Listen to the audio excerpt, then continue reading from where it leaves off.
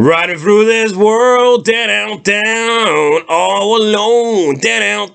Only we're not alone. We've got 37 characters here to rank in Sons of Anarchy Season 1. This is Fog Entertainment, guys. We are going to rank every single main, semi-minor, relevant... notable character, right? That's what we're going to rank. There's 37 of them.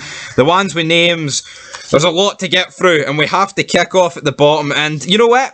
There actually was a lot of great characters, a lot of good, a lot of decent, but there is a few that are bad, and that's what we're going to have to kick halfway. And we're kicking off with number 37, everyone's favourite lawyer, unless you've never watched Better Call Saul, it's Rosen. Da-da-da-da-da. This guy's pish. Yeah, I'm not a big fan of Rosen. I think I definitely prefer Saul Goodman.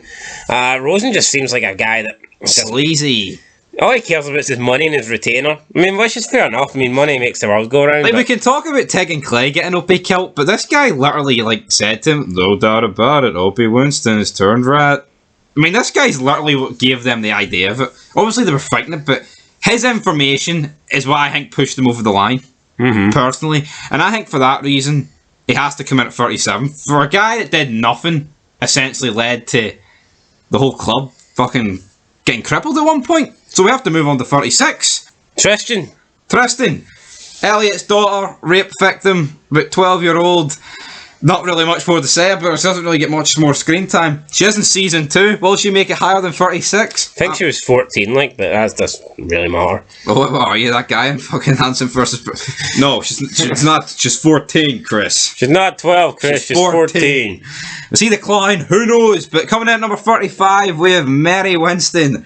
I dragged my fat ass 70 miles. Ah, well, there you go. That's why you're 35th. Half of 70 miles is 35th. So there you go. Woohoo! Mary, you made it, brother. Thoughts on Mary? Not a great character. No surprise she's in the bottom 3.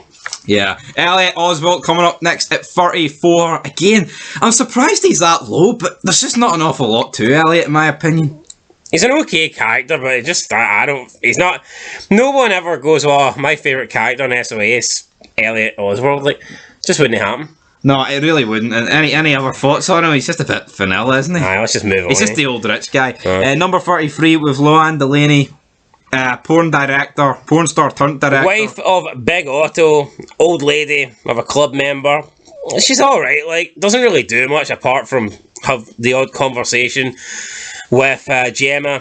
She's Gemma's best friend, then she visits Otto in jail. Didn't like the fact she wanted serious amount of, interest on her loan to Sam Crow, so again... Yeah, I wasn't really a fan of that. Greedy whores die quick.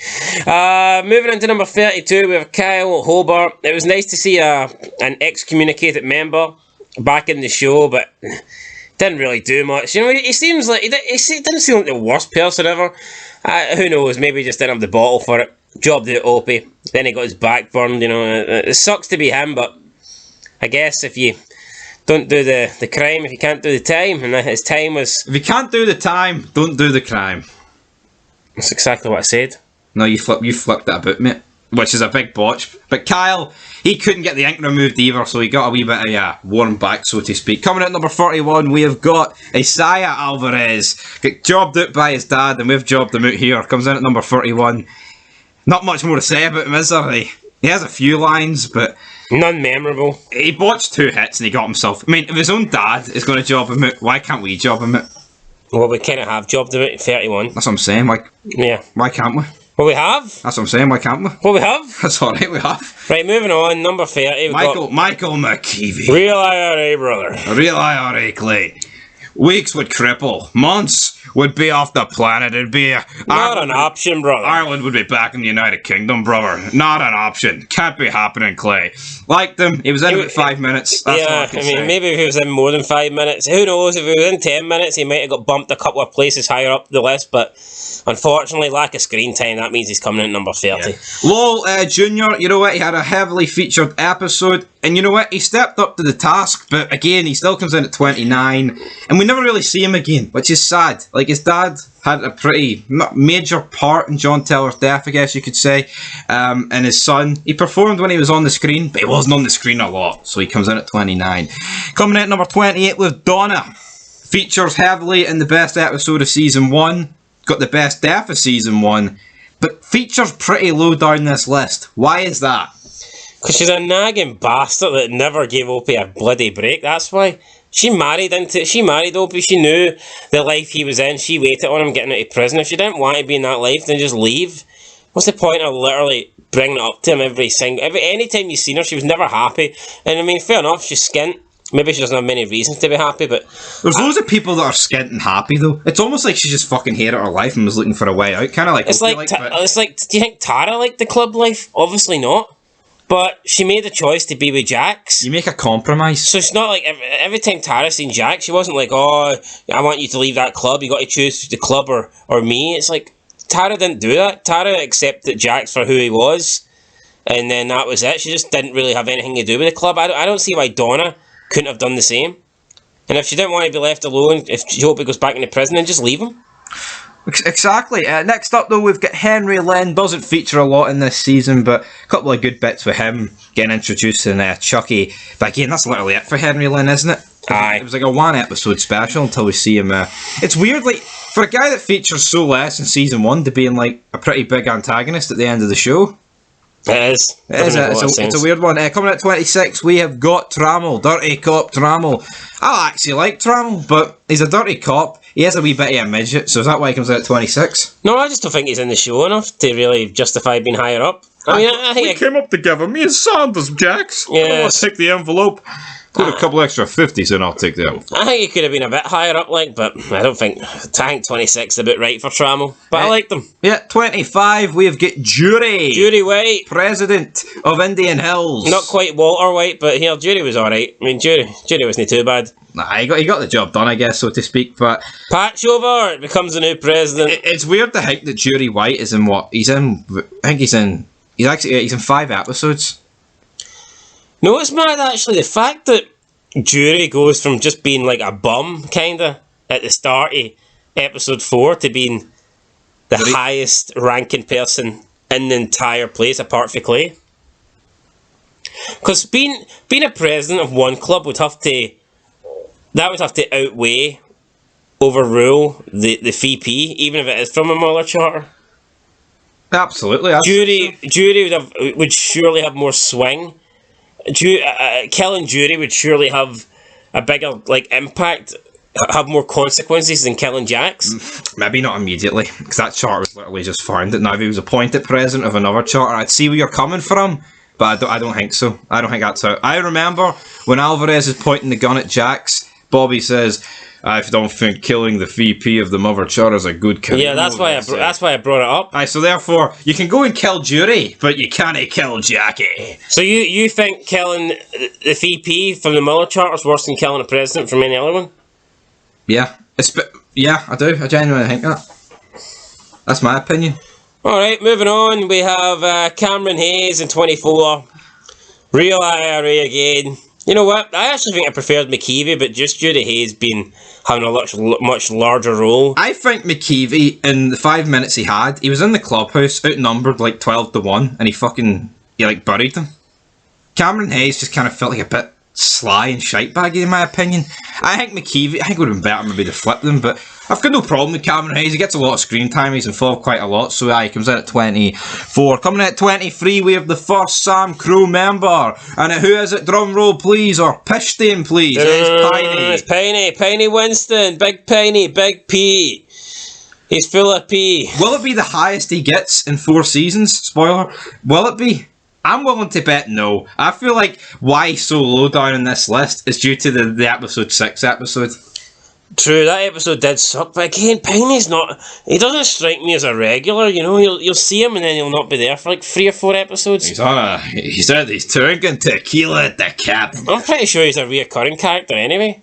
I mean, I don't mind Piney, right? He might be one of my least favourite members of the Sons, but he's okay. He's not the worst character ever. I know sometimes I criticise him a lot. The actor's dead. He did his job. You know what? He's in some pretty great moments, so I'm not going to bury him. I actually don't mind him. He does his job. It's good having the elder statesman at the table. Moving in number 2, we have Cherry. 22. Cherry. Did I say 22? No, you said second. Did I? Okay. She's not that high. She's definitely not that high, no. Take 20 off it. She was going to get 20 years, so maybe that. But she's in at 22, the Indian Hills sweet butt.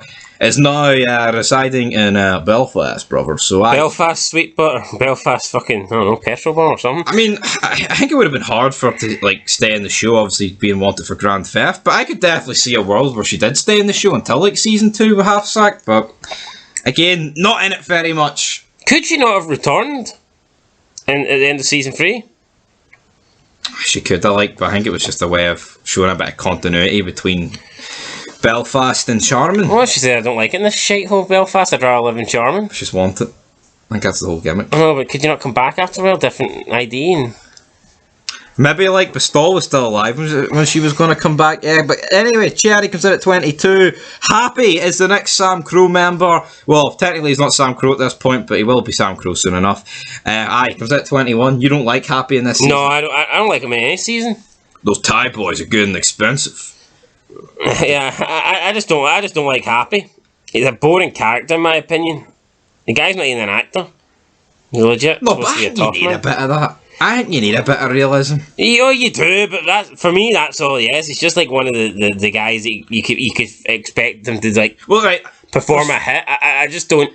There's 4 off the top of my head I can think are actually real life Hells Angels, right? You've a Happy, you've the old guy in jail with the voice box, you've Quinn, and then you've Frankie Diamonds. Now, who out of those 4 is the best? I would say Frankie Diamonds is the best. I like Frankie Diamonds. And he was also bit of trivia, guys. He was also Sylvester Stallone's bodyguard a few years ago. So there you have it. Interesting. That'll be a fact. Coming in at number 20, we've got Wendy, Junkie, Abel's mother, Wendy. Is this low or high for you? I think it's about right. It's about in the middle. She's not in it a lot. She's too big of a character to be down the bottom of the list, but just not in season 1 enough to be that high up. I mean, essentially just squirts out baby Abel and then goes to rehab. And then comes back at the end for a little bit. And then gets jobbed out. Yeah, but overall, not an awful lot. About right. Coming in at 19, we have got Darby, leader of the Nords. Darby's actually in season 1 quite a lot.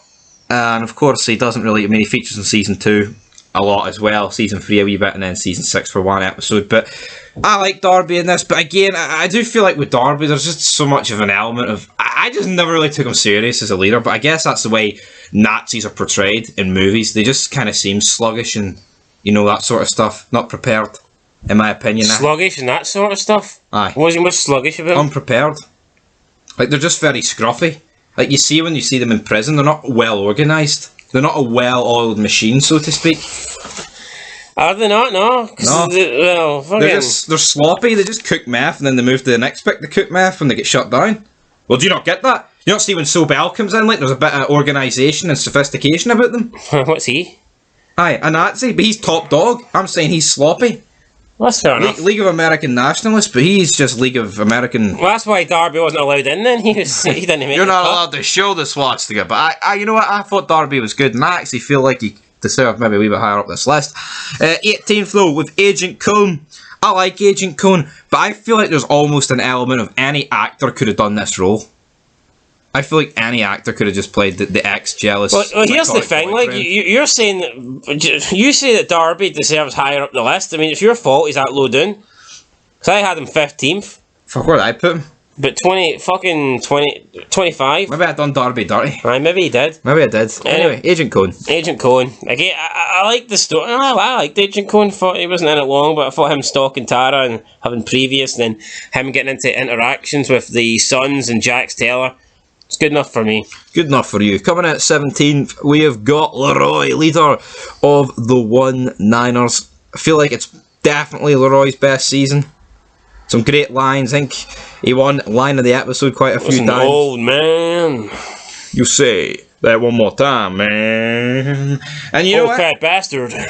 Yeah, he's in it quite a lot, and I like Leroy. I like Leroy too. And that's why he comes in at number 17. Coming in at 16th, we have got... Who is that bad Chucky. Boy? Chucky, again. Chucky Arla. When we were ranking these, I put him really low down, you put him quite high. And you know what? On retrospective looking at it, I feel like this guy deserved higher. He was funny as fuck. Even if the actor is weird. Very weird. Yeah, but he gets picked up. He's oh, master better. And then Clay's like had enough of him touching himself, just gives him back to Henry Lynn. Hand on the dick. What's the deal? After he reveals that the plates aren't even, it's not even real money, it's just like plated money. Which I never really understood. So is it like real money on top with like fake bills underneath? Oh, for God's sake. No, it's plates to print money. It's what they use to print it. No, he only had 2 plates. Yes, for a 20. And for a 50. To print it. Yes, but he had fucking 2 bags full of cash. Yeah, that were fake. That's literally what I just said. Aye. So what's your point? That's literally what I just said. I thought you... Bag of fake bills. That's alright then. I thought we got off on the wrong... That's alright, we're both right. We're no retards here. Chucky's the man, fake money. Can he give someone else it? I'll take him. I'll take his services. All I'm saying is they do not have real bills on top. Aye, they did that in like 2 seasons' time, mate, not season 1. So that wasn't the case in season 1? No, they thought it was real, but it wasn't. Would they not have noticed it straight away though? That's what I mean, when they look in the bag and go, Well, they should have. Well, if the Russians could realise it was fake, wouldn't the Suns? I know, but I think they just took his word. It's not like the Russians are openly looking out for it to be fake. Alright, fair enough, my bad, I apologise, maybe I was wrong, but here, you know what, I had to defend Chucky there. I like Chucky, great character, comes in at number 16, even appears in the I'll be honest, once he's in the Mayans, I don't really like Chucky. I think they changed him up. Go. It was just too fucking weird for me, you know. 15 flew. Auto. Big Otto. It's mad that you actually never get to see this guy outside of jail. I think that's kind of crazy that you never see him outside of the prison. I mean, they probably missed a chance, like to Flashback.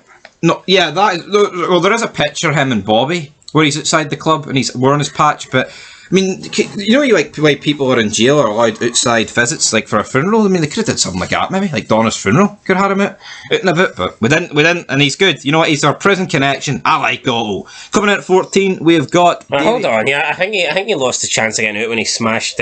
Stall's face? Yeah. I know, but I'm just like, yeah, but I'm not saying he should have been out. I'm saying, like, they could have read it differently for him to be out. Possibly. Coming in number 14 with David Hale, the second in command, the Captain America. The man with the silver badge. It's not quite the fake gold badge that Unzer's got, but it's a silver fake badge nonetheless. You know what? I like Hale. He's a non-corrupt officer that does things by the law. And even though he's against Sam Crow, he doesn't like do anything underhanded. He doesn't like use underhanded tactics or anything like that. He doesn't do anything like illegal or bad to try and bring down Sam Crow. He's like just a legit cop. And he should be against Sam Crow because Sam Crow aren't exactly the good guys here. Well, the bad guys in his neighbourhood. So I do like David Hale. And I think he's pretty good. I think he's like a good yin to Unzer's yang. Aye, I like that wee comparison. Coming at number 13 with Tara. Dr. Tara Knowles comes back, brings Cone shit ton of heat. Jax deals with it. I like Tara. I feel like in the earlier seasons she is far more likeable. Yeah, I actually get that as well. I do like the whole element of it more feels like a brotherhood in that department rather than her like jobbing out in later seasons. But again, does that make us sound like Gemma's? Like, we just want her to follow the code. That's it. Don't speak for yourself. Communism inside Charming. Well, you know what? When she signed up to this, she didn't really sign up to being assassinated by fucking Clay Morrow, did she? So, I mean... No, I guess she didn't. But, I mean, 13, I think some people would argue that's pretty low for Tara, but... It seems low, but when you look at the people above her, it's not that low in my opinion. So yeah, we've got the little Dutch boy, we've got Juice, the guy that sticks his fingers up the IRA's ass, so he has to come in at 12. I like Juice. At this point, Juice is like pure. He's just a. I mean, I'm going to say he's just a kid, but what age is Juice at this point? Late 20s? He's the youngest member of Sons. Aye, right. I'd say. Well, actually, I don't know. He's probably about the same age. I think he's supposed to be about the same age as Jax. And Opie. Aye, so yeah, he'd be around about the youngest. So, but I like Juice. Probably not his best season, but again, a solid season for Juice, and there's best yet to come from him. Great comedy. Great comedy with Tig. So and Cameron Hayes. Anyway, coming in at 11, we have got Marcus Alvarez. Could have been higher, arguably should have been higher, but what a man. This guy is continuing the legacy into the Mayans. Probably like the only guy that will appear in everything. Yeah, just doesn't really appear that much in season 1. Has a sit down with Clay, steals the guns at the start, meets up with Darby. I mean, he's there, but he's not you know, if you add up the screen time, it's probably not that much. Plus, I know when he allows his son to die, that kind of... Yeah, that's kind of dropped a few points here, in my opinion. Like, I mean, watching it the first few times, you kind of just think, he's just had enough. But the more you look at it, like, then he just accepts money from it as well. Jeez, come on, Alvarez. So Alvarez then, just missing it in the top 10. Moving in to the top 10, at number 10, we have Elvis. Bobby Elvis. I'm all shook up. No. Can't help falling in love with you. But I would say it's probably Bobby's, like, one of his... I think it's his worst season. I'll be honest, I've never been a massive fan of Bobby. I know some people think Bobby's fucking great. I personally don't. To me, he's always just been this fucking fat, sleazy asshole. Maybe that's harsh. Like, I know he's smart. Like, I think they play up on that more in the later seasons. But see, like, the mastermind plans that come from Sam Crow, it's always Claire Jax. But it's weird because in this season, he gets compared to Tig. By Piney. Whereas I definitely don't see Bobby as a Tig. But maybe Piney's just labelling them as the same because he's in the Clay camp, you know. Prejudiced by Piney Winston. But I don't think Bobby really is in the Clay camp at the start. Maybe he's anti-Semitic, fucking Piney. At the start, Bobby is like, yeah, I mean, he probably is. Trying to get those guys moving away probably is Team Clay, like, but, I mean, I'd say, the people, he's one of the ones that stands up to Clay, and sure, he fucking calls him out for an officer vote. That's later in the line. Still happened. When he's VP to Jax, he basically disagrees with him about everything. True. And takes off his VP patch. Bobby's the only fucking guy that decides to go nomad. Tell you what, no spoilers, but if people went through the same treatment as Bobby, like, I think they would have gave stuff up. Yeah, so when I look at it, like, I mean, I don't know, I think Bobby had a backbone. Of course he did. I don't... He got his whole body caught up. Yeah, true. Coming at number 9, would you bet your top rocker on it, Prospect? Chibs. Jackie boy! Probably the lowest Chibs will finish in a season, in my opinion. Yeah, I think season 1 is probably his worst season. Now, he has some good stuff with the Prospect, and you get the first ever Jackie boy, but yeah, I mean, Chibs is, even in season 1, he doesn't feel like I'm pretty sure he misses a few episodes, and even when he's in episodes, like, he feels more like a background character. He doesn't feel that important to me. Albeit he goes on to be one of the more important characters. But that's what I do think's impressive about Sons. It's like you have these background characters that play massive, like way more massive roles as the show goes on. I feel like other shows just kind of introduce people and then that's it. At whatever level they come in at, they kind of stay there. Yeah, like we said earlier with Henry Lynn, he just feels like a triad thing. But as the show goes on, aye, he gets pinned for everything. And there's other people on the list that are exactly like that. But anyway, Jibs comes in at 9. Number 8 with Unser. Too old for this shit. I tell you what, see Unser, I think he'll be a consistent top 10 player across 7 seasons. Yeah, I think he'd struggle to see one season where he doesn't make top 10. Maybe towards the latter seasons. I prefer Unser in the latter seasons. Well, there you go. Top 10 for life. He does the most cop work outside of the police force. He fucking sets up his entire RFE to be... He'd never seen any paperwork until he fucking left the place, and all of a sudden he's like... Put it at the top of that old cop to-do list. Here's a warrant if you've ever seen one. I know it wasn't to Unser, like, but still. We could have said it to Unser as well. Fucking may as well. Could have gave one to Unser and Trammell, like. Absolutely. But yeah, Unser was great. And him sitting at the table, putting his hand up, thinking he's getting a vote, thinking he's a member of the club, I think that was brilliant as well. Moving at number 7, we have Opie. The pressing prick. Opie Winston. Family dies. His father's fat, his mother's left him. It's like his mother's also fat. I suppose he doesn't really call one fat without the other getting mentioned. His kids don't really want to know him after he gets out of prison. Anytime he sits around the table, he sees all his other club members, all his club brothers are getting big wads of cash while he's getting absolutely nothing. That's what I don't get. Seeing you're in jail, should you not have a percentage that's set aside for you? I think you should, so you get out and they're like, here's this... What's the fucking point of not being a rat? Like, so, no, well, I mean, I'm not saying, obviously there's a point of not being. Yeah, I think that's the way it should be. So if there's 10 members of the club, then again, maybe they were supporting Donnie, wouldn't they know? But like, I think if there's 10 members of the club, if there's 10 club members and one's in jail and they do a job and they get 10 grand, I think they should be split like a grand between them, and the guy who's in jail, his grand goes like in a safe. Or gets given to his partner. Yeah, because it's like, I'm pretty sure all of Otto's money goes to Loanne, so where the fuck was Opie's money going? Now, the way I see it, like... Claim Otto's bank account? Because, like, why was Opie's family so skint if Yeah. Maybe Donna needed the money because they didn't have any wages coming in or anything like that, but I don't know. Anyway, Opie's coming in number 7. Moving in number 6, we have Gemma Morrow. Again, I think it'll be a regular Top 10 debutant, or not debutant, because... she'll be in the top 10. She'll be top 10 player. You know what? She's our most likeable in these early seasons. Yeah, and even then, she's not that likeable. she's a bit of a fucking bitch, but she's a good bitch, if you know what I mean. Towards the end of the series, so yeah, definitely in season 7, bit of an arsehole. But no, I mean, Gemma is like this is what a strong female character is, right? A strong female character is not Carol for The Walking Dead turning in from a beaten housewife to a woman that can, take down men and take down entire fucking camps, right? That's not a strong female character. Gemma's a strong female character, so take note, Walking Dead fucking fanboys, right? That's them told. Go shove Carol the dishwasher up your arse. But people don't. Gemma does the dishes as well, taking care of business. But men and women are different. So what makes a strong male character is not necessarily what would make a strong female character. They're totally different. Like Clay's more about making money and being in the club, doing the decisions for the clubs, the guns, making it harder. Gemma's more about keeping the family together. And you know what I mean? You need the family together. So it's all about the family. They play different roles. Exactly. So. That's what it is. Moving in to number 5, we have Halfsack. One of the best characters of the season, no doubt about it.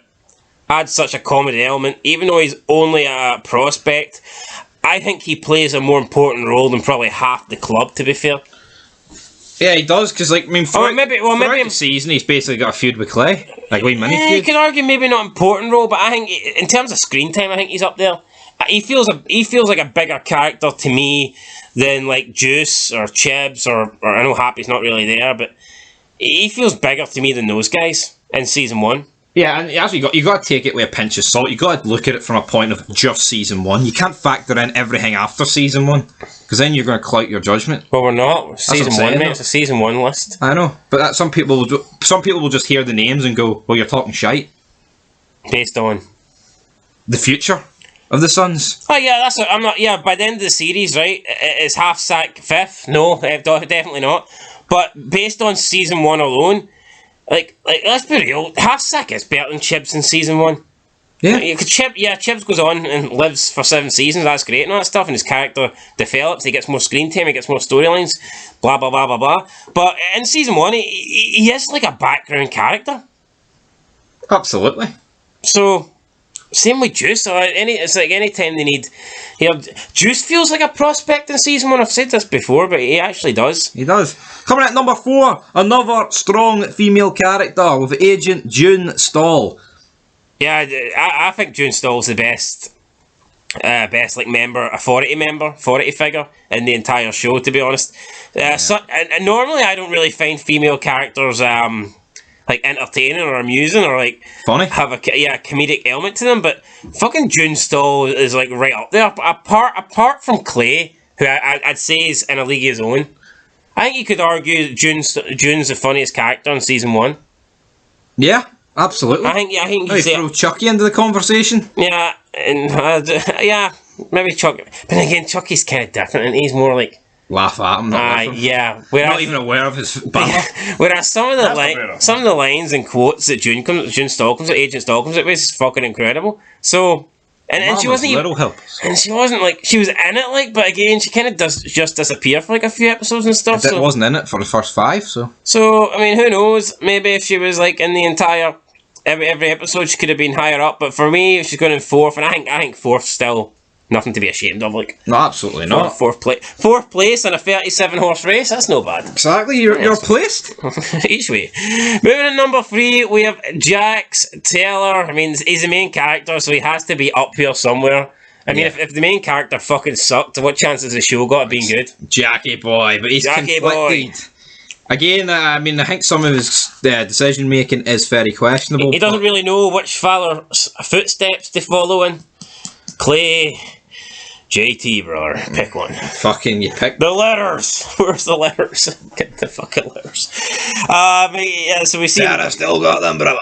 A lot happens to Jax. Son gets born, put into a toaster, 20% chance of making it. His ex-wife's a fucking junkie who tries to kill herself, then gets forced into rehab. He tries to get back with his childhood sweetheart. Turns out she doesn't really want him, and then she does want him. And then there's a guy stalking her, and then he has to commit murder and kill this guy that's stalking her. And then he watches his best friend's, well, he doesn't really watch it, but his best friend's wife dies, and it's just then he's kind of got, the guilt of, knowing the truth behind the whole situation, but not being able to really act on it. And that kind of happens more into season 2, but there's definitely signs of it in season 1. In the last episode, where he pretty much knows that Clay and Tig, killed Donna, and then you can just see that they're beginning to split apart. You can see the rift between Clay and Jax. So I mean, it was a good season for Jax. Probably won't be his best season. Will he get higher than 3rd? I'd say so. 7 seasons, I'd say. Nah, probably going to be a season where he gets 1st. Probably. But for now, for season 1, he's coming in at number 3. Coming in at number 2, we have Tig Traeger. What you got to say about Big Tig? What a man. Tig, he's great across his entire run, but I think I do kind of prefer him in the earlier seasons. I think this is his best season. Yeah, when he is Clay's official right hand man, not when he's greeting about Opie's getting a wee bit of action because Clay's trying to keep Opie on board. I'm talking about when he's Clay's right hand man, not when he's cutting the Flash off, when he's his right hand man, brother. Not when he's assembling guns, doing prospect jobs. No, I'm not going to be his little fucking bitch ammo boy. Nah. I'm not fucking trannies either. Well, I mean, brother, season 7. Tig, funny guy. I mean, funny guy. I mean, he's kind of like Chucky, but we're not laughing at him, but it's like we're laughing with him. But the stuff he says, he doesn't even fucking realize how wrong it is. I mean, there's 37 people on this list. I'm going to bleach. I'll bleach their bellies with bleach. Yeah, but there's 37 people on this list, right? And I could say I'd say almost about half you couldn't imagine any other actor playing them, and I think that's kudos to the show.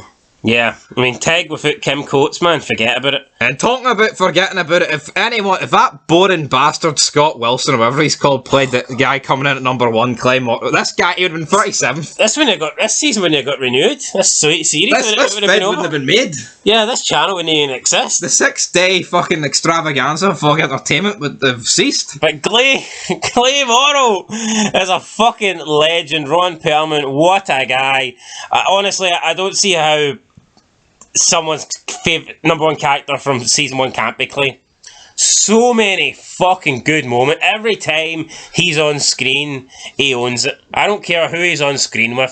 Stephen Clay Morrow's on screen. He's the focus. He could be standing in the fucking back. He could have been in the box underneath the pool table with the fucking dead deer, and he would have been you'd have drawn your eyes to the fucking cardboard box, right? He'd have been the main attraction, like Solid Snake in a box. So for me, Clay Morrow, so many funny lines. If you see our reviews, we do a quote of the episode and we do an MVP, and it felt like at least half the episodes Clay was either getting the MVP, getting the quote of the episode, or getting both. Exactly. He was top man, top drawer, Ron Perlman. What a man.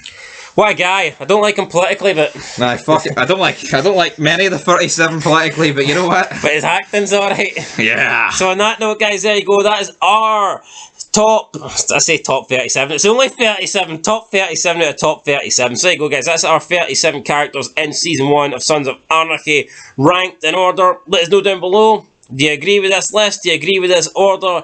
Who would your number 1 be? And we will see you soon for more Sons of Anarchy content, because we will start reviewing Season 2 within the next 24 hours. Can't wait for that, guys, so stay tuned.